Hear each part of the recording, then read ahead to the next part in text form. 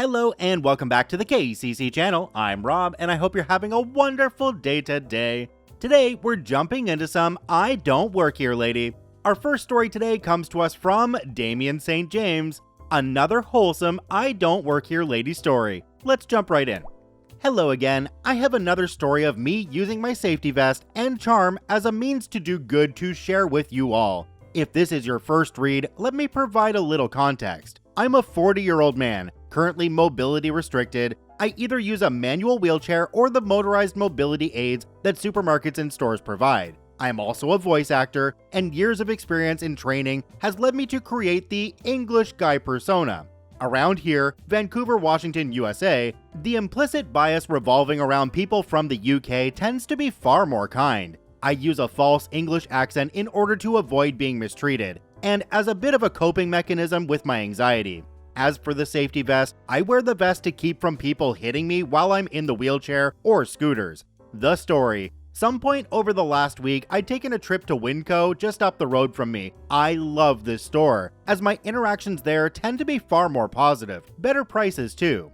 I was really only in there for like 4 things, and I was just leaving the frozen food section, heading towards the front by way of the large display of bottled waters. There, I saw this frustrated woman. She wasn't too much older than me, late 40s, 55 tops, I'm confident. She was struggling to get this 24-pack of bottled waters down. The issue wasn't her strength or even leverage, it was that she was trying to grab one that had another package partially sitting on top of it. Trust me, these things can be heavy enough as it is. I asked if she'd like some help. She looked shy for but a moment, then sighed and bashfully asked, "Would you?"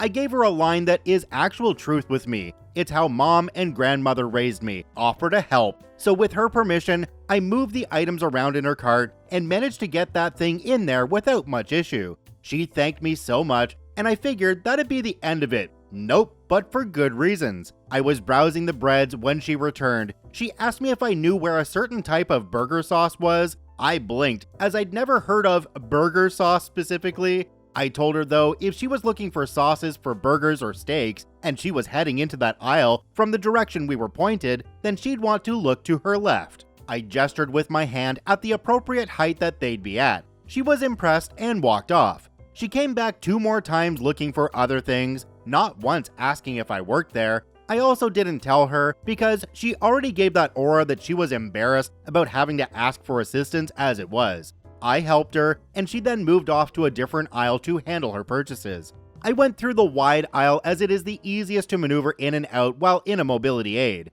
I chat briefly with one of the regular employees, and we catch one another up on current affairs. It was as I had finished bagging my groceries and was wheeling towards the exit, this lady approaches with one of the managers I'm quite friendly with. The lady pointed at me, but not in an accusing way, more to kindly indicate, there he is, that's the one. The lady proceeds to tell the manager how I exemplified customer service, how I took time to assist her. I was polite and friendly. She said I was knowledgeable and not once made her feel like she was an imposition. My manager friend flashes me a knowing smile, and I just smile back under my mask. When the lady finishes the compliments, she informs me that she wanted to be present when she gave me my kudos so she could witness my reaction. I thanked her, though did check my watch. I informed her I did have frozen food in my cart and I should be on my way. She very politely apologized and said she needed to go too. Once she left, the manager and I shared a laugh for a good minute, not mocking her, just that this was such an interesting, good and wholesome thing. Like a reverse Karen. A Nirak? So that's it, the whole story. I love to help, got to say. This particular OP, Damien St. James, is becoming well known for their wholesome stories on the I Don't Work Here Lady subreddit. I've gotta say, I absolutely welcome them because there's so many stories here of confrontation, and it's just nice to have something completely different. OP, you sound like a wonderful person. Keep it up. Do me a quick favor, have a look down below the video. If that subscribe button's still red, it means you're not actually subscribed to the KCC channel. Please hit that subscribe button for more daily Reddit stories. Our next story today comes to us from Shroudum. I don't work there, Karen. Let's jump right in. After I retired, I took a part-time job at a tool store, mostly to get the employee discount. This store was right next door to a popular farm and ranch supply store. There was a deep overhang in front of the stores, and the other store kept large bags of animal bedding and such beneath the overhang, but only on their side. One day after my shift ended, I was hanging out in front of the store before bicycling home, talking on my phone. Karen pulls up in a nice SUV with a trailer, shoves a receipt in my face, and rudely demands I load a dozen bags of animal bedding for her. I tell her I do not work at the farm and ranch supply store, but will gladly call them to ask for help for her. Now, to be fair, the tool store and the supply store both had blue shirts, but each had the store's names prominently embroidered on the front. The supply store employees were almost uncomfortably clean cut, and I had rather longish hair and a huge mustache. She starts screaming. She is in a hurry. She is almost out of gas. I am wearing a blue shirt, yada yada yada. I politely point to the name on my shirt and again say I do not work for the supply store, and it is not my job to load their products. Again, I offer to call them and ask for help for her. She storms off towards the front door to the supply store, yelling about how I should get a haircut, and she is going to get me fired. I said, good luck with that, lady, which really pissed her off. Her SUV was idling rather roughly this whole time. Eventually, she comes back with one of the managers of the supply store and an employee who loads the bags of animal bedding. The manager is trying to explain to her that no, I do not work for them and should not be loading their products. About this time, you guessed it, her SUV dies for lack of gas. She goes back inside, and I see her leave with a plastic gas can and start hoofing it to the gas station a couple blocks away. Meantime, her SUV is still switched on, and her dome light is getting dimmer and dimmer and dimmer. I guess someone could have shut the driver's door, but I sure didn't feel like doing it. Having nothing better to do, I stayed to watch the show I knew was about to unfold. After a good hour, she staggers back with the full 5-gallon can. I do not think I would have cared to carry it a couple blocks. It took her a while, but she finally figured out how to pour it into the SUV. As she was pouring it, she was screaming that this was all somehow my fault. Then she tries to start the SUV, and of course, it will not turn over. Some kindly old man stops and asks if she needs a jump and gets out his jumper cables. After a few minutes, the SUV turns over but will not start. It seems it is one of those that needs a fuse removed and the engine cranked for a while to pressurize the fuel injection lines after running out of gas. I try to tell her this, but she starts screaming at me again and called me some rather uncomplimentary names. Fine, Karen, call AAA or a tow truck. I have used up my good deeds for the day. When a tow truck finally arrives, the driver hooks up his jumper cables, removes the fuse, and cranks the engine for a while. He replaces the fuse and starts it, to the accompaniment of huge clouds of smoke. He smells the gas can, and it seems she had bought diesel fuel instead of gasoline. He tells her he will need to tow the SUV, and it will need the entire fuel system flushed. She screams that I should pay for it, since it was still somehow my fault. With that, I headed for home on my bicycle, telling her, have a nice day. OP really could have poked the bear with this one because they could have taken a ride down to that local gas station, passing Karen both ways, just to get a drink or maybe even a bag of popcorn to eat back at the store watching everything go down. Our next story today comes to us from Akio Amadio. I do work here, lady. Let's jump right in. This is not my story, but my husband's. This happened when my husband had recently graduated college and was working in IT and Linux computer systems and servers. He had been called to a high school that was getting an entirely new computer lab and new equipment for all the teachers too. It was his job to set up the lab and configure the servers and computers.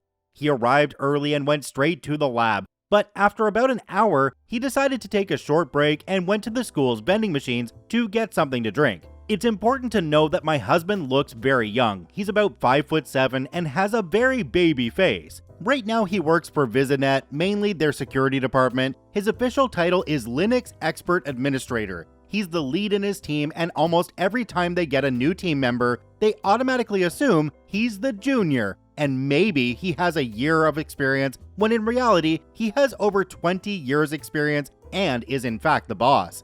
He doesn't take offense because he's been dealing with this for pretty much all his life, and this story is about when this happened the first time. Apparently, as he tells it, a teacher from the school saw him getting a drink and immediately marched up to him, demanding to know why he was out of class, and that the vending machines were off limits during class hours. Aren't all hours class hours technically?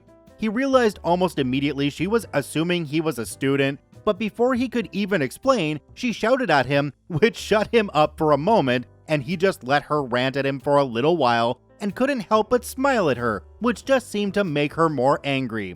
He explained their dialogue. "Why are you smiling? This isn't some kind of joke. That's it. You are coming with me to the principal's office right now. You are in big trouble, young man." She was shouting at him and took him by the arm, not hard or anything.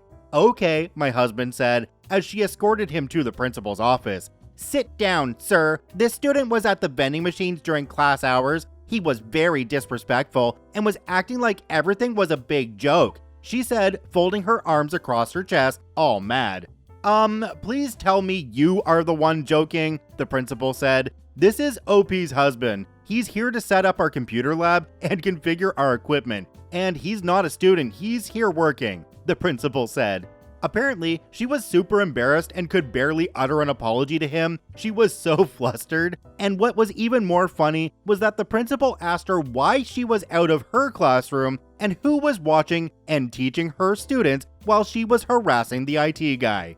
He left to continue doing his job, so he doesn't know what happened after that. I love these stories from him, as he has a lot and the poor man still gets ID'd at stores for beer and cigs. He's in his late 40s already. Laugh out loud. I can relate this one to personal experience as well. When my wife and I owned and operated a convenience store here in Ontario, Canada, we'd have people come in, and if they had an issue, they'd ask me to speak to the manager, and I'd be like, "Okay, well, I am the manager, you can speak to me." And they'd say, "Well, then I want to speak to the owner." And I'd say, "Yep, I'm the owner too." They didn't understand it because here I am, this young-looking platinum blonde guy behind the counter. They just couldn't fathom that I was the one who owned and operated the store. It was kind of fun. Our last story today comes to us from Barefoot Stallion, a Karen and a loud comeuppance. Let's jump right in.